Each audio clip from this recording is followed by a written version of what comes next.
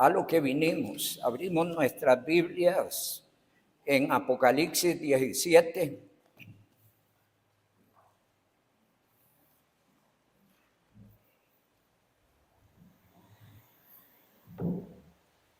Versículos 1 al 7, una vez que lo tienen, nos ponemos de pie, por favor.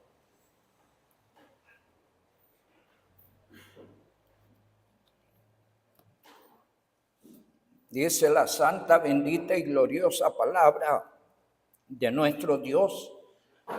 Vino entonces uno de los 7 ángeles que tenía las 7 copas y habló conmigo diciendo: ven acá y te mostraré la sentencia contra la gran ramera, la que está sentada sobre muchas aguas, con las cuales han fornicado los reyes de la tierra, y los moradores de la tierra se han embriagado con el vino de su fornicación.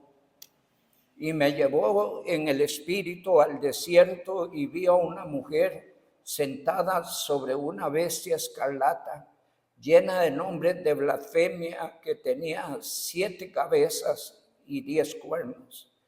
Y la mujer estaba vestida de púrpura y escarlata, y adornada de oro y de piedras preciosas y de perlas, y tenía en la mano un cáliz de oro lleno de las abominaciones y de la inmundicia de su fornicación. Y en su frente un nombre escrito, un misterio: Babilonia la grande, la madre de las rameras y de las abominaciones de la tierra. Vi a la mujer ebria de la sangre de los santos y de los mártires de Jesús. Cuando la vi, quedé asombrado con gran asombro. Y el ángel me dijo: ¿por qué te asombras? Yo te diré el misterio de la mujer y de la bestia que la trae, la cual tiene 7 cabezas y 10 cuernos. Que el Señor nuestro Dios añada bendición con su palabra. Oramos. Bendito Dios nuestro Padre, muchas gracias por esta noche, gracias por todos los hermanos, oh Dios, que tu Espíritu Santo ha movido para estar en tu casa, para que hoy adoremos, alabemos tu nombre, para que pasemos un tiempo juntos como cuerpo de Cristo y para que disfrutemos de las enseñanzas de tu palabra, especialmente en este libro, oh Dios, que tiene que ver con los eventos del fin. Y tú, oh Dios, quieres enseñar a la iglesia las cosas que vendrán pronto, las cosas que sucederán, el desarrollo de tu plan final para este mundo. Te ruego, Dios, que nos ayudes a estudiar, a escudriñar tu palabra, a estudiar el libro de Apocalipsis, Señor, y entender, oh Dios, allí lo que tú has determinado hacer, y principalmente la dicha que tenemos los santos, los que hemos creído en Cristo como nuestro Salvador personal. La dicha, oh Dios, que cobija a la iglesia, al cuerpo de Cristo. En esta noche te damos gracias por todos los hermanos. Pedimos los bendigas y los ayudes en todas las necesidades que ellos tienen, pero sobre todo nos ayudes espiritualmente, porque necesitamos estar firmes, fieles, constantes, peleando la buena batalla de la fe, adelante con la mirada puesta en Cristo. Ayúdenos, Señor, y también bendice nuestras familias, ayudándoles, Señor, a caminar contigo, que los que no conocen tu nombre puedan venir al conocimiento de Cristo. Tómenos en esta noche, oh Dios, bajo la dirección de tu Santo Espíritu. Te lo pedimos en el nombre de Jesucristo. Amén. Amén. Pueden sentarse, hermanos. La semana pasada estuvimos hablando allí del apóstol Juan. El apóstol Juan, en el Evangelio de Juan, en el capítulo 21 principalmente, se da una escena entre Jesús, Juan y Pedro. Y entonces el Señor iba con Pedro y de repente Juan le seguía.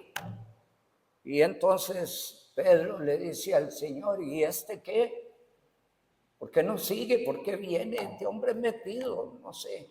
A veces opiniones que tienen los creyentes sobre los que caminan en Cristo. Y entonces le dice, ¿y este qué? Y el Señor le dice, si yo quiero que él quede hasta el fin, que tú, ven, sígueme tú.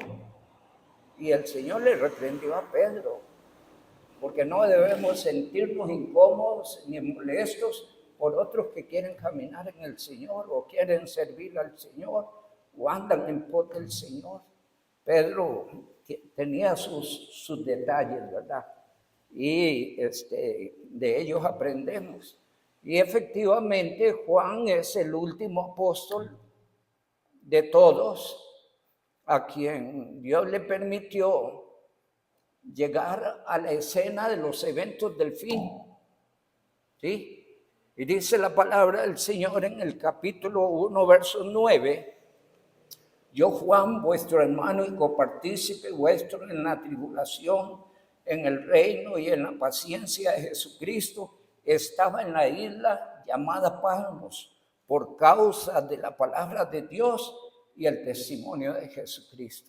Ese hombre había sido llevado a la isla de Patmos y había sido dejado allí. No sé cuál era la intención, que se muriera, que dejara de predicar a la gente o a incomodar a la gente. La cosa fue que lo llevaron allá. Y explicamos la semana pasada, las circunstancias que estemos viviendo no son una razón para echarse a morir y desistir de la carrera espiritual. Algunas veces les digo a muchos, la carrera cristiana inicia en la cruz y termina en el cielo. No debe terminar de ninguna otra forma. Y entonces Juan, ciertamente llevado a esa isla, probablemente no tenía comodidades, probablemente no le estaba pasando bien, pero él estaba bien agarrado del Señor. Decía la semana pasada, las circunstancias difíciles no deben hacer que el cristiano pierda la perspectiva de quién es, para quién vive y a quién sirve. Y en quién está su fe, su confianza y su esperanza. Estaba en la isla, pero él estaba en el Señor. Y destacaba un detalle ahí en el verso 9, que dice la palabra del Señor, verso 10, que él estaba en el día del Señor. Es decir, él allí en esa isla se pudo acordar o tenía presente o era parte de su vida. ¿Qué cosa? Que ese día hay que dedicarlo al Señor. A veces muchos cristianos pierden de visión este hecho, de que el día del Señor le pertenece al Señor.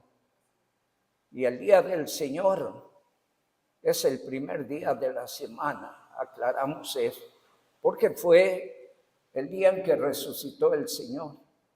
Y curiosamente, si estudiamos un poquito las apariciones del Señor, fueron principalmente en ese día a las gentes. Y a partir de allí, la iglesia empezó a guardar ese día. De hecho, leímos en Hechos 20 que la iglesia se reunía para participar de la cena el día primero, el día del Señor. Y estando él en comunión con Dios, se da la escena más hermosa. Y es que oyó una voz detrás de él. De repente eso me da la idea de que él pudiera estar sentado allí leyendo algún escrito o algún pergamino o algún documento que él andaba. Porque yo creo que con los cristianos siempre andan todo lo que tiene que ver con su vida espiritual, ¿sí? O quizás por la escena me encuentro tal vez a Juan postrado orando. Y dice la palabra del Señor Verso 10, yo estaba en el Espíritu en el día del Señor. Y oí detrás de mí una gran voz como de trompeta. Imagínate, debe haber pegado un buen brinco. Debe haberse asustado, ¿verdad? Y dice la palabra del Señor que decía: yo soy el alfa y la omega. ¿Quién le habló? Jesucristo. Yo soy el alfa y la omega, el primero y el último. Escribe en un libro lo que ves y envíalo ¿a quién? ¿Para quién es el mensaje del libro de Apocalipsis? Para las iglesias, no para los incrédulos. Es para los santos, para los redimidos. Porque a los santos se les quitó la venda y ahora ven y entienden. El mundo de los incrédulos no ven ni entiende. Dice allá 2 Corintios 3:16. Pero cuando se conviertan al Señor, el velo se quitará. Porque donde está el Espíritu del Señor, allí hay libertad. Y ahora nosotros vemos, dice el texto, a cara descubierta. Antes no veíamos ni entendíamos.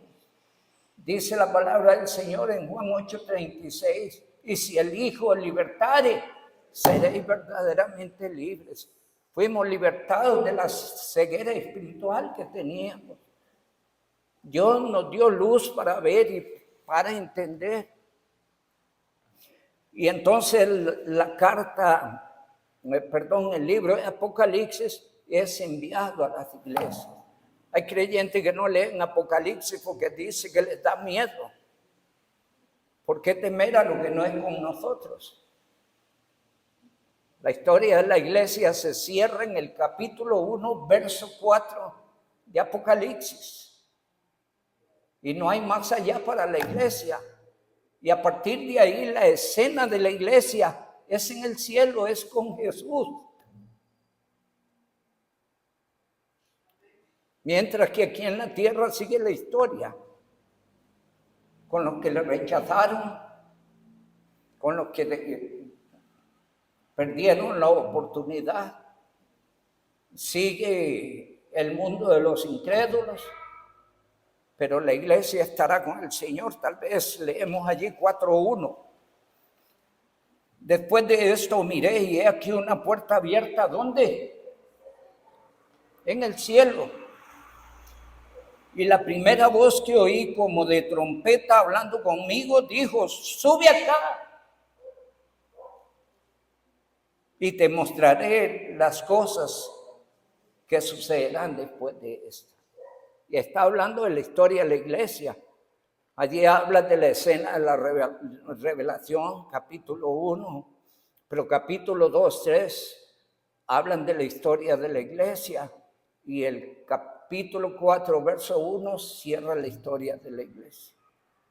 Entonces el creyente debe leer Apocalipsis. Dios quiere que se informe, Dios quiere que sepa. Él dice que Él le va a revelar las cosas a sus amigos. ¿Sí?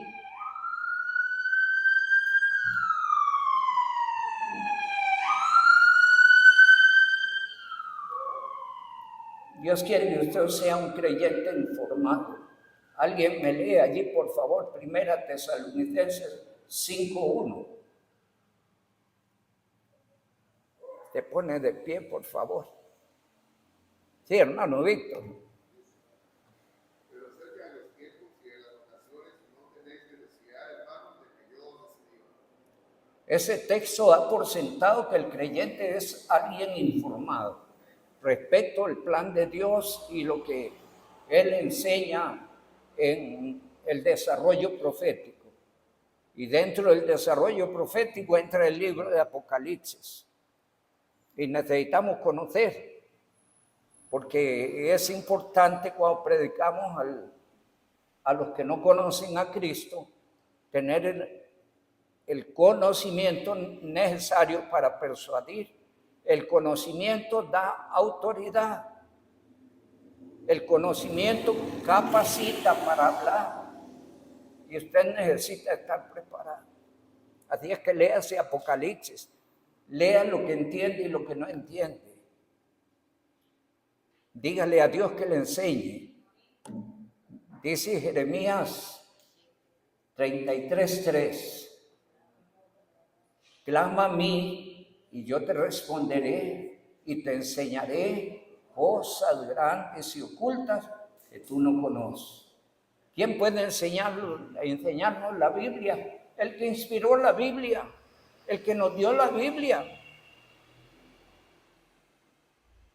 Y necesitamos meternos allí.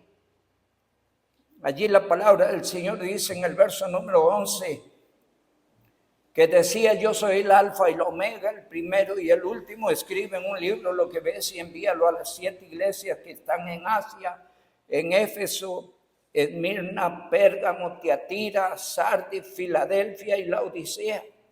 Y me volví para ver la voz del que hablaba conmigo y vuelto. Se da una escena increíble.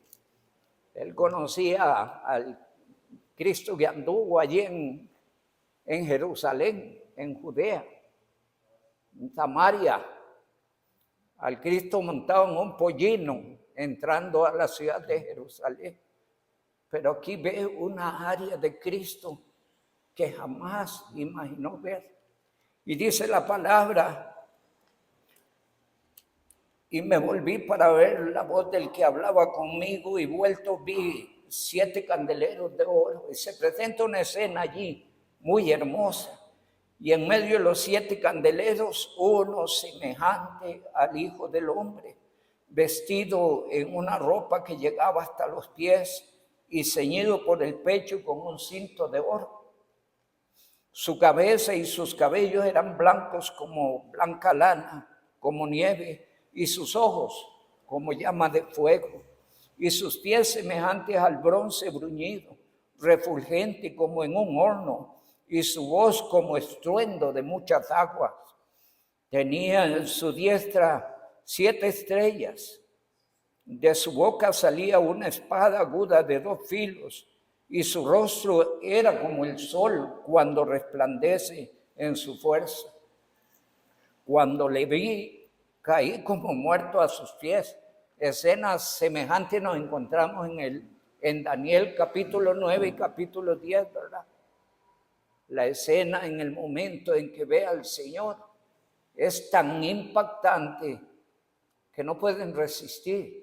Y dice la palabra del Señor: y me volví, caí como muerto a sus pies, y él puso su diestra sobre mí diciendo: no temas, yo soy el primero y el último, y el que vivo y estuve muerto, mas el que vivo por los siglos de los siglos. Amén. Y tengo las llaves de la muerte y del Hades. Escribe las cosas que has visto, las que son y las que han de ser después de estas. El misterio de las 7 estrellas que has visto en su diestra y de los 7 candeleros. Las 7 estrellas son los ángeles de las 7 iglesias, y los 7 candeleros que has visto son las 7 iglesias.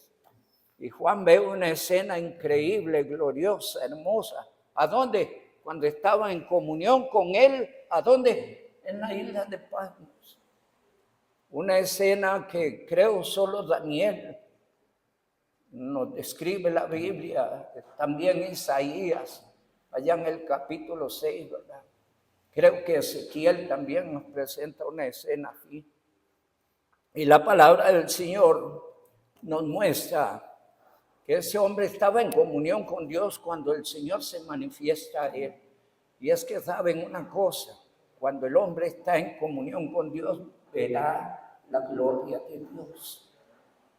A veces nosotros nos hacemos cristianos rutinarios, indiferentes, fríos, apáticos. Y eso tiene que cambiar. Y muchas veces en la vida cristiana dejamos de ver la manifestación de Dios en su vida por el tipo de vida espiritual que llevamos. Y eso debe cambiar. Tenemos que tomar más en serio la comunión con Dios, los devocionales, los tiempos privados con Dios. Cuando el creyente está en comunión con Dios, en las cosas que esté viviendo, Dios le dejará ver la gloria de Él. Amo el Salmo 37, 5 y 6, donde da un consejo: encomienda a Jehová tu camino, confía en Él y Él hará, y exhibirá tu justicia como la luz y tu derecho como el mediodía. Necesitamos ser más formales en nuestra vida espiritual y en nuestra relación con Dios. Basta ya de frialdad, de indiferencia, de apatía, porque de estas cosas se está sacando muchos réditos la apostasía. Y de esto está sacando partido el enemigo.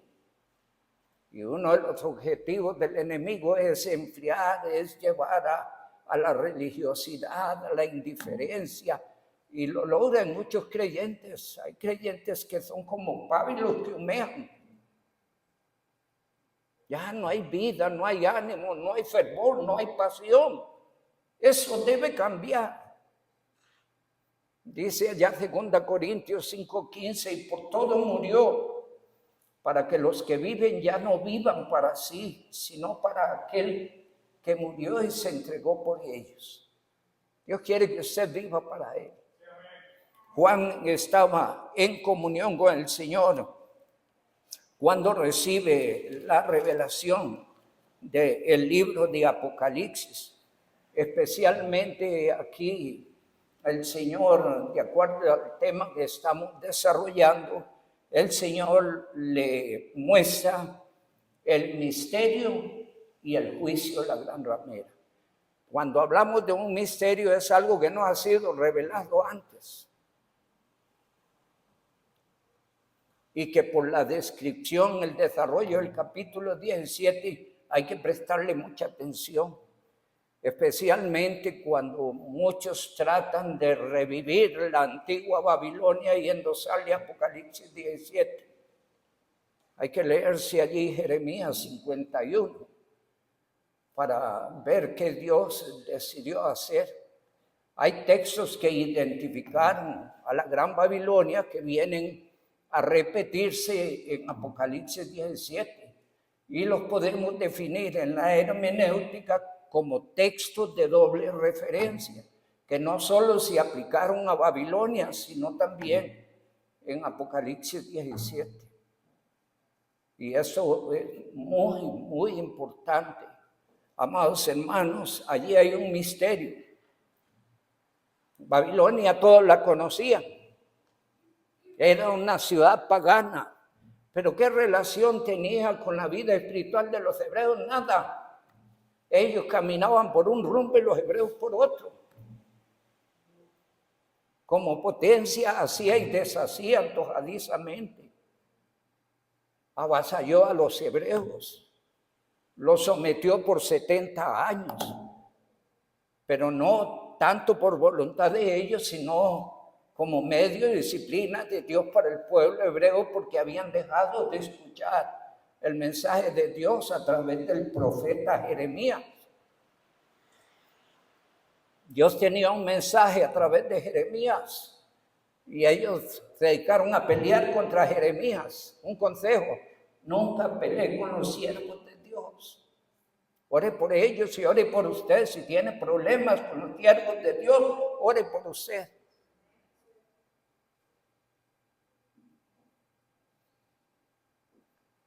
Culpaban a Jeremías de muchas cosas y atentaron contra su vida.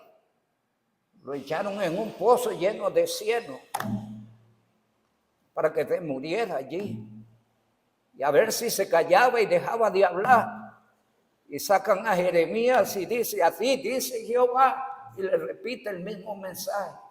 Porque el siervo de Dios no debe ceder, no se debe acomodar. Su compromiso es con Dios y con su palabra. Y le dice el Señor a Ezequiel: predíqueles, oigan ellos o dejen de oír.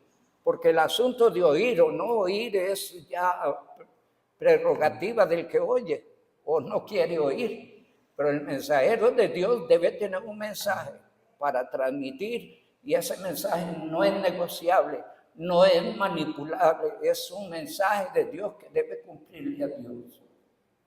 Al precio de lo que eso signifique. Jeremías la pasó mal, casi renuncia al ministerio.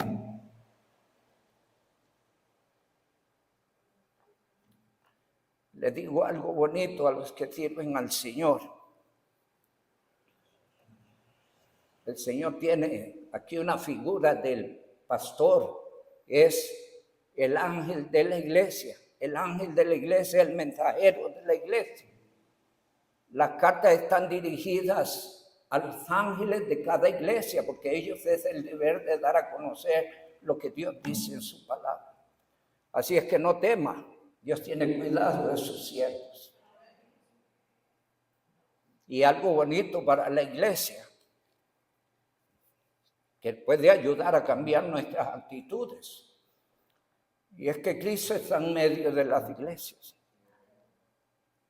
Él se pasea entre sus iglesias. Y eso debe llevarnos a tomarnos más en serio los tiempos espirituales, los tiempos en la iglesia. Y cuidarnos de no perder bendición. Dice la palabra del Señor en nuestro texto que Juan, a pesar de las cosas que estaba viviendo, no sucumbió, permaneció fiel. A veces los creyentes van a pasar tiempos malos. Si los pasan por causa de su fe y por causa de la palabra, fortalezcan en el Señor y sigan adelante. Pero la están pasando mal por malas decisiones. Bueno, todo lo que el hombre sembrar, eso segará, ¿verdad? Y entonces, si hay que arreglar cosas con el Señor, arreglémoslas, por favor. Porque no es justo padecer por causa de nuestras necedades. Un día de estos predicaron sobre la necedad.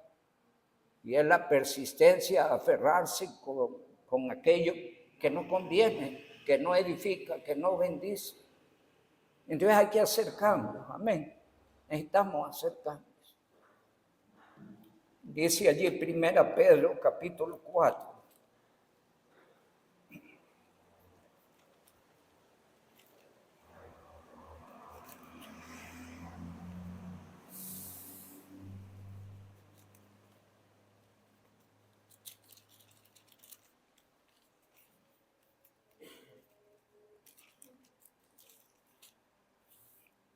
Dice en los versos 12. ¿Cuál es el subtítulo? Es un honor eso. Dice la palabra: amados, no os sorprendáis del fuego de prueba que os ha sobrevenido, como si alguna cosa extraña aconteciese, sino gozaos por cuanto sois participantes de los padecimientos de Cristo, para que también en la revelación de su gloria os gocéis con grande alegría. Si sois vituperados por el nombre de Cristo, ¿qué sucede? Sois bienaventurados, porque el glorioso Espíritu de Dios reposa sobre vosotros. Ciertamente de parte de ellos Él es blasfemado, pero por vosotros es glorificado. Así que ninguno de vosotros padezca como homicida, o ladrón, o malhechor, o por entremeterse en lo ajeno. Pero si alguno padece como cristiano, no se avergüence, sino glorifique a Dios por ello. Y allí Juan estaba en comunión con Dios. Cuidemos eso, porque ¿quién le daría la fuerza, la paz, la confianza, la esperanza a Juan en Patmos? El Señor. ¿A quién había que buscar? A Él. Amén. Necesitamos buscar al Señor. El Señor dice en su palabra en Isaías 26, 3 y 4: tú guardarás en completa paz a aquel cuyo pensamiento en ti persevera, porque en ti ha confiado. confiad en Jehová perpetuamente. ¿Por cuánto tiempo? Perpetuamente, porque en Jehová el Señor está la fortaleza de los siglos. Igual la tenía. Y el creyente la puede tener en la medida en que no descuida su comunión y su relación con Dios. Si es un creyente que no lo vencen las circunstancias adversas que vive, sino que está listo adelante. Como decíamos la semana pasada, y citábamos a Pablo y Silas, ¿verdad? Cantaban al Señor, oraban y predicaban el evangelio, garroteados en la cárcel, encepados. Y ahí estaban. ¿Y qué sucedió allí en ese rato de comunión con Dios? Dios les dejó ver su gloria.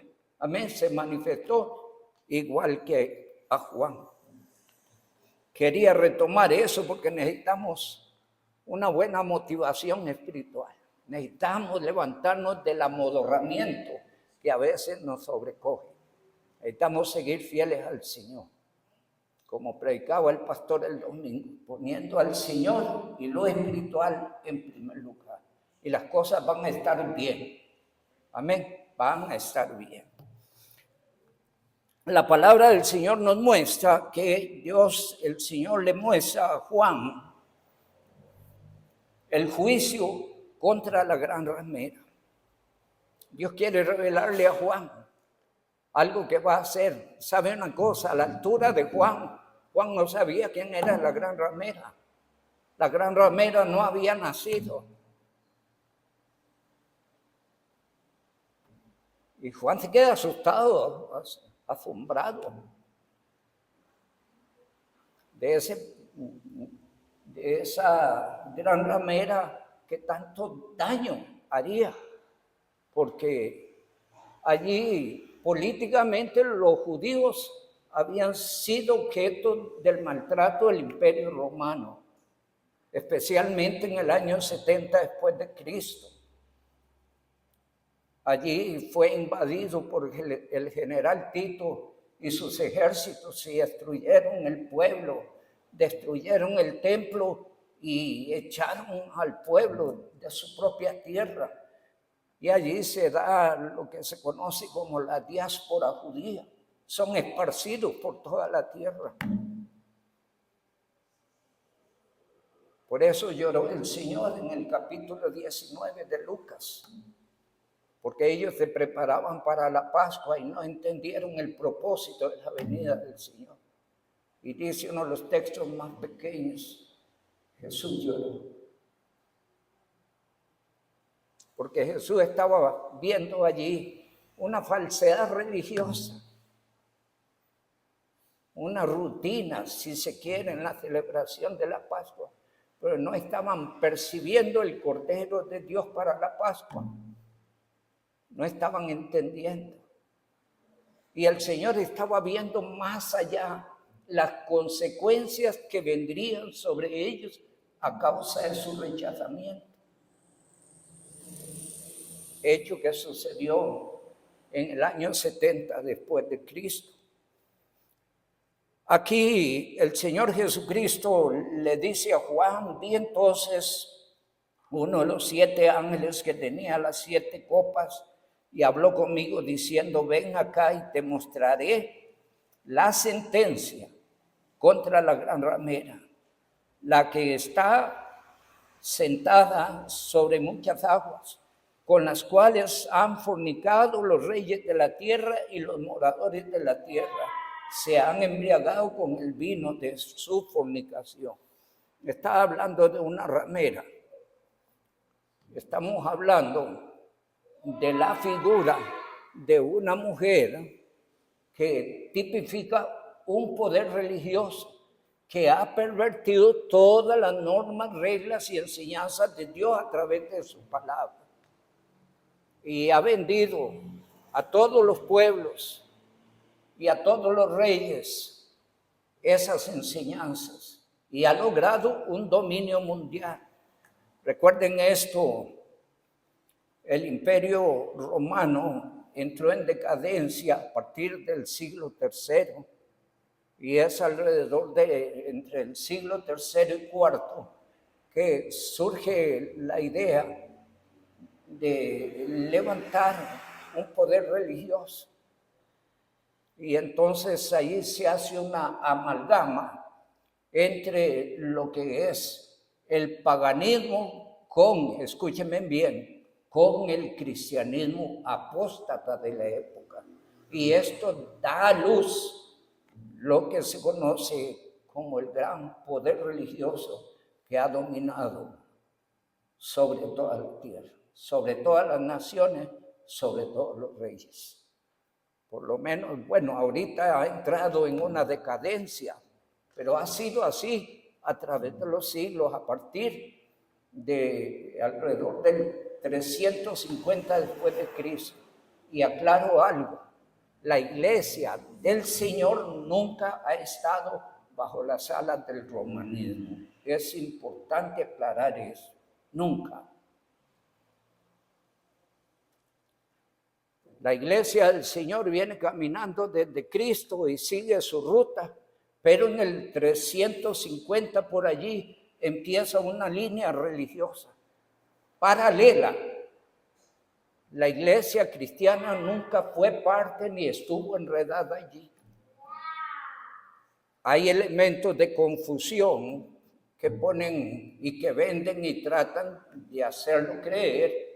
Y es que el cristianismo nace de Lutero, de Juan Zwingli, No, la iglesia nace de Cristo y se sustenta a través de los principios, normas y doctrinas dadas por Dios a los apóstoles.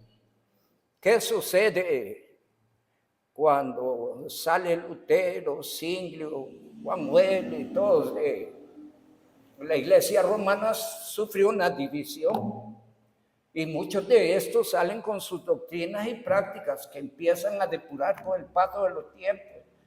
Y si uno estudia la historia, se encuentra que el luteranismo en un momento determinado persiguió también la iglesia verdadera del Señor. Así es que es importante para el creyente entender que no somos protestantes como lo quiere vender la iglesia oficial. No venimos de ella, no salimos de Lutero. De hecho, los que salieron de Lutero se conocen como luteranos, ¿sí? Y así por el nombre cada uno los que salieron. Pero la iglesia del Señor sigue fiel, firme en su fe y en su doctrina, creyendo las enseñanzas del Dios vivo y verdadero. Y esto es alguna información que es importante transmitir. Hay documentos buenos que puedo recomendar en este sentido. Hay un documento que no es extenso. A mí no me gustan los documentos muy elaborados. Hay un documento que se llama Breve Historia del Cristianismo. Es muy importante. Y hay otro que, aunque raya un poquito en el extremo, es Babilonia, Misterio Religioso. Si pudieran accesar a esos documentos, tendrían una visión más amplia, una información más amplia. Nosotros estamos aquí para tratar de ayudar a los creyentes a informarse. La parte mía es decir lo que la Biblia dice, pero también he investigado mucho sobre la historia, porque el creyente debe conocer su historia. Amén. Importantísimo es esto. Y la palabra del Señor nos dice que el Señor le revela a Juan el juicio irrevocable contra la gran ramera. ¿Qué significa eso? Que ese juicio no tiene vuelta de hoja. Está determinado por Dios destruirla. Punto. Y hay un consejo para los que eventualmente se convierten y están allí. Y ese texto está en Apocalipsis 18:4. donde el Señor dice, salid de en medio de ella, y apartados, dice el Señor, porque sus pecados se han amontonado hasta el cielo, y yo me he acordado de ellos, para que no recibáis parte de sus plagas. ¿Cuál es el consejo del Señor? Salid de en medio de ellos. Y tarea para los cristianos, no nos cansemos de predicar el Evangelio. Necesitamos ayudar a otros a conocer la verdad. Pero para dar a conocer a otros la verdad hay dos cosas sumamente importantes. Uno es su testimonio. No descuide su testimonio. No viva como los incrédulos. Usted no es un incrédulo si aceptó a Cristo como un Salvador. Viva a la altura de la realidad de quién es. El testimonio es un mensaje sin palabras. Todo lo que digamos, si no ostentamos un mal testimonio, nadie lo va a creer. Nadie lo va a aceptar y se la van a devolver. Aún Dios hace ver en Romanos 2, predicador, tú que predicas, predícate a ti mismo. Entonces el testimonio será clave para transmitir el mensaje de Jesucristo. Y es un tiempo apremiante, hermanos. Estamos en los últimos tiempos. Cualquier día puede darse el arrebatamiento de la iglesia. Me ponía a pensar sobre Israel y lo que el Señor quiere decir cuando dice, y no pasará esta generación hasta que todo esto sea cumplido. Me quedaba pensando cuál es el máximo de una generación. La Biblia dice que la vida del hombre son 70 años y cierra en este punto. Y en los más robustos son 80. Israel está caminando a ese punto. ¿Cuánto falta para que venga Cristo? No juguemos con el tiempo ni con la vida espiritual. Formalicemos nuestra relación con Dios. No nos entretengamos en niñerías. Dios quiere que dejemos las cosas de niños, maduremos y crezcamos y nos ocupemos en las cosas que valen, que bendicen a otros y que ayudan al crecimiento de la iglesia. Quiero concluir en esta noche leyendo allí un último pasaje en Romanos 13.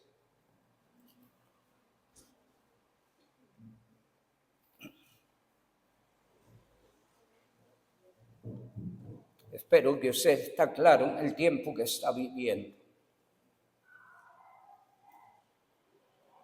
Espero que usted está claro en lo que Dios ha determinado hacer en su plan final para este mundo.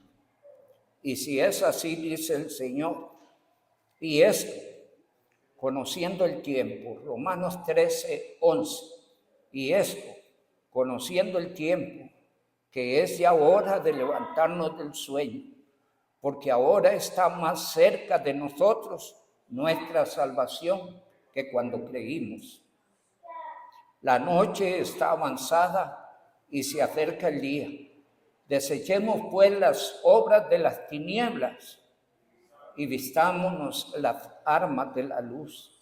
Andemos como de día, honestamente, no en glotonerías y borracheras, no en lujurias y lascivias, no en contiendas y envidia, sino vestidos del Señor Jesucristo y no proveáis para los deseos de la carne. Que el Señor Dios Altísimo les siga bendiciendo. Gracias.